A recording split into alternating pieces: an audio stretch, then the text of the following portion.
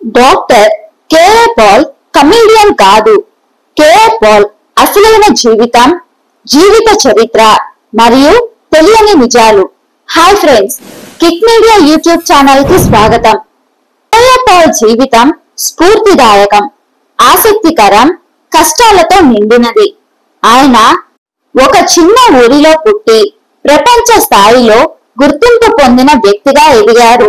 మనం ఈ వీడియోలో ఆయన జీవితంలోని ముఖ్యమైన క్షణాలను తెలుసుకోబోతున్నాం.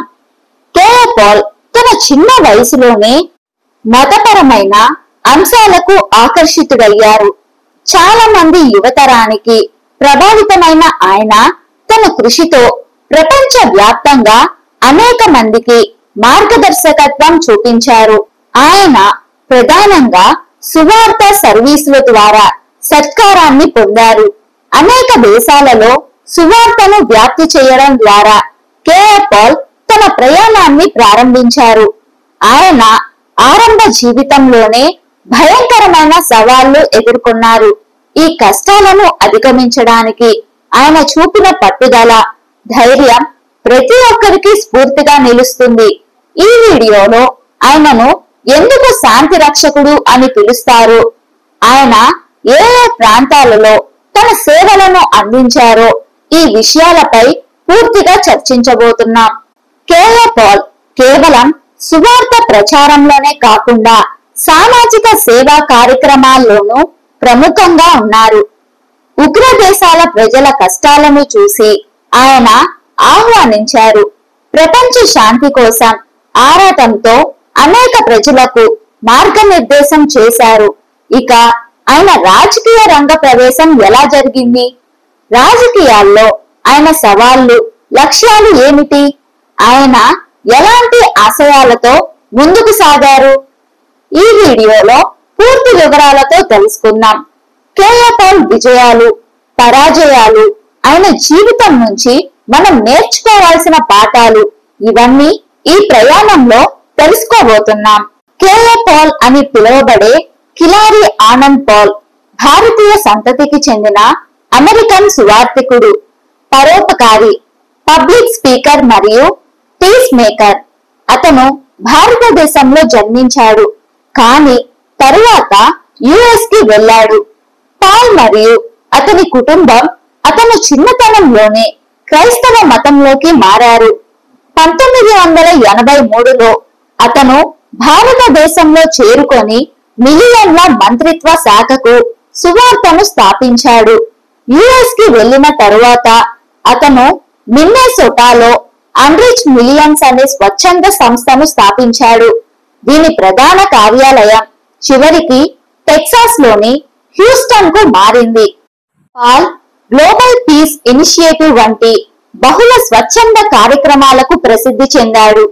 అతని సంస్థలు ప్రపంచ శాంతిని తీసుకురావడానికి మరియు ప్రపంచ వ్యాప్తంగా ఉన్న అనాథలు, వితంతువులు మరియు అణగారిన వారికి సహాయం చేయడానికి నిధులను సేకరిస్తాయి. ఇతర వ్యక్తులు వారి కష్టాలను అధిగమించడంలో సహాయపడటానికి అతను మహిళలకు లిటిల్ తెరసాస్ కు శిక్షణ ఇస్తాడు. అతను హైదరాబాద్ సమీపంలో చారిటీ సిటీని కూడా స్థాపించాడు మరియు తన స్వంత రాజకీయ పార్టీ అయిన ప్రజాశాంతి పార్టీని స్థాపించాడు. అయినప్పటికీ అతను నిధులు మరియు ఇతర సమస్యలకు సంబంధించిన అనేక వివాదాలలో కూడా భాగమయ్యాడు. అతను ఇప్పుడు తన భార్య మరియు 3 పిల్లలతో టెక్సాస్ లో నివసిస్తున్నాడు. కేఏ పాల్ రాజకీయ ప్రముఖుడా?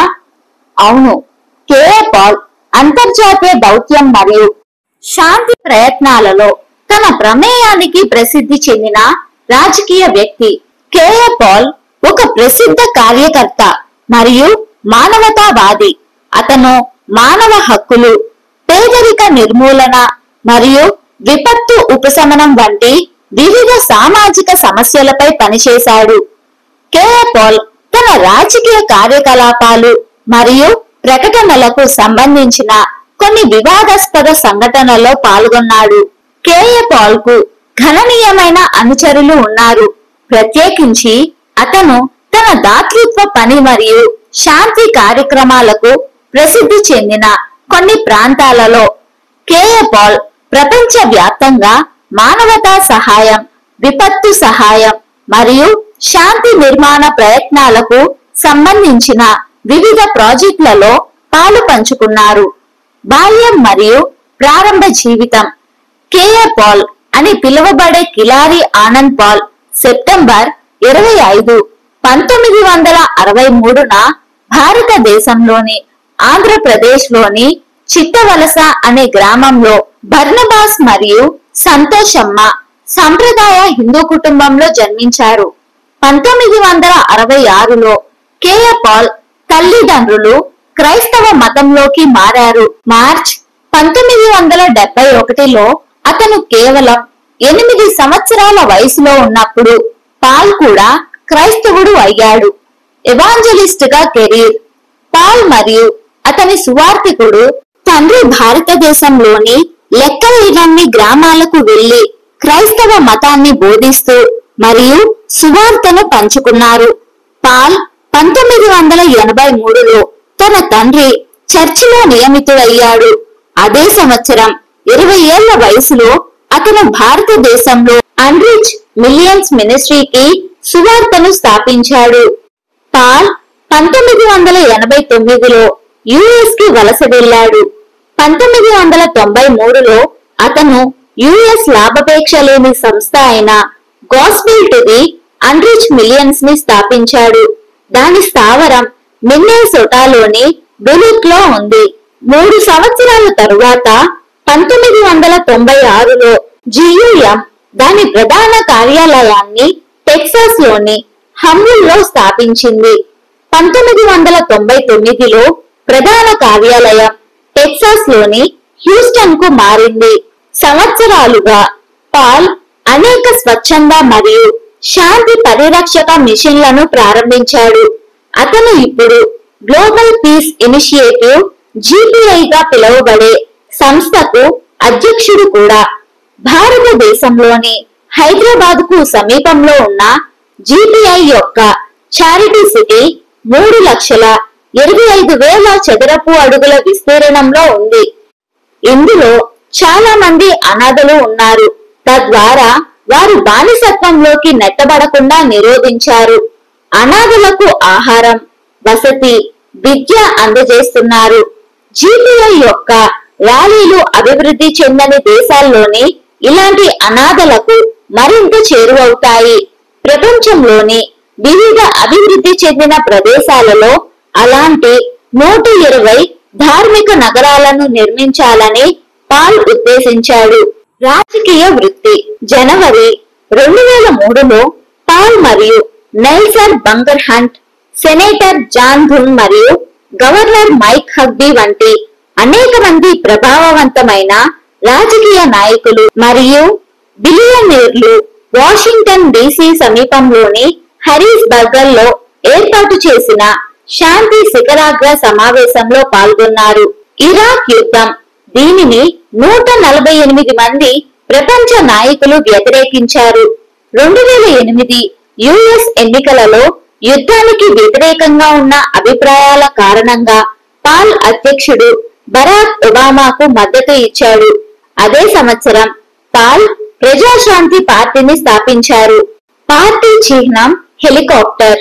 అతని పార్టీ లక్ష్యం ప్రజలను బానిసత్వం నుండి విముక్తి చేయడం మరియు అన్ని మతాలు మరియు కులాల సమానత్వాన్ని ప్రోత్సహించడం. అయితే 2016లో జరిగిన అమెరికా అధ్యక్ష ఎన్నికల్లో పాల్ డొనాల్డ్ ట్రంప్ కు మద్దతు పలికారు. అతను ట్రంప్ ను ఆమోదించాడు. అతను కుటుంబ వ్యక్తి అని మరియు అతని మార్గాల్లో చాలా స్ఫూర్తిదాయకమని చెప్పారు. జనవరి 2019లో ఆ సంవత్సరం భారతదేశంలోని ఆంధ్రప్రదేశ్ లో జరిగే ఎన్నికలలో తన పార్టీ పాల్గొంటుందని పాల్ ప్రకటించారు. అప్పట్లో ఆయన పార్టీ నినాదం సేవ్ సెక్యులర్ ఇండియా. కేంద్ర రాష్ట్ర ప్రభుత్వాలు ప్రజలను మోసం చేస్తున్నాయని ఆయన అభిప్రాయపడ్డారు. ఆ ఏడాది నర్సాపూర్ నుంచి లోక్సభ అభ్యర్థిగా పోటీ చేశారు. అయితే అతను విఫలమయ్యాడు. 2020లో పాల్ తన మునుపటి రాజకీయ విధేయతకు వ్యతిరేకంగా వెళ్లి అమెరికా ఎన్నికలలో డొనాల్డ్ ట్రంప్ ఓడిపోవడాన్ని తాను చూడాలనుకున్నట్లు ప్రకటించారు. ఒక నిర్దిష్ట జాతి వివక్ష వ్యక్తులు తప్ప ఎవరు ట్రంప్ గెలవాలని కోరుకోరని కూడా ఆయన అన్నారు. ప్రపంచ అవినీతిలో పాలు పంచుకున్న వ్యక్తిగా ట్రంప్ ను అభివర్ణించారు. వివాదాలు. కేఏ పాల్ ప్రపంచ నాయకులు మరియు ప్రభావవంతమైన వ్యక్తుల నుండి చాలా నిధులు పొందారు. తద్వారా అతను బోయింగ్ 747 SP విమానాన్ని కొనుగోలు చేయగలిగాడు. దానికి అతను గ్లోబల్ పీస్ 1 అని పేరు పెట్టాడు. ఈ విమానం గతంలో చైనా ఎయిర్లైన్స్ కు చెందినది. అభివృద్ధి చెందుతున్న దేశాలలో వివిధ సహాయ కార్యక్రమాలకు, ప్రత్యేకించి విపత్తు సహాయాన్ని అందించడానికి ఇది ఉపయోగించబడింది. అయితే విమానం సరిగ్గా నిర్వహించబడలేదు. సిబ్బందికి కూడా సరైన వేతనాలు ఇవ్వలేదు. ఫలితంగా పైలట్ మరియు మొత్తం సిబ్బంది 2005లో మిషన్ నుండి నిష్క్రమించారు. కేఏ పాల్ సోషల్ మీడియాలో బాగా పాపులర్. అతనికి సొంత వెబ్సైట్ కూడా ఉంది. అతను డాక్టర్ కేఏ పాల్ అధికారిక పేరుతో యూట్యూబ్ ఛానల్ ని కలిగి ఉన్నాడు. దాని ద్వారా అతను తన ఆలోచనలను ప్రచారం చేస్తాడు. ఇది మార్చి 20, 2015 ప్రారంభించినప్పటి నుండి 16.5 మంది సబ్స్క్రైబర్లను మరియు 2 మిలియన్లకు పైగా వీక్షణలను పొందింది. అతని వీడియోలలో ఒకటి ట్రంప్ అవినీతి విధానాలపై అతని ద్వేషం గురించి మాట్లాడుతోంది. Save America and the world from Trump పేరుతో ఈ వీడియో అక్టోబర్ 1, 2020న అప్లోడ్ చేయబడింది. కేఏ పాల్ డిసెంబర్ 2016లో ట్విట్టర్ లో చేరారు.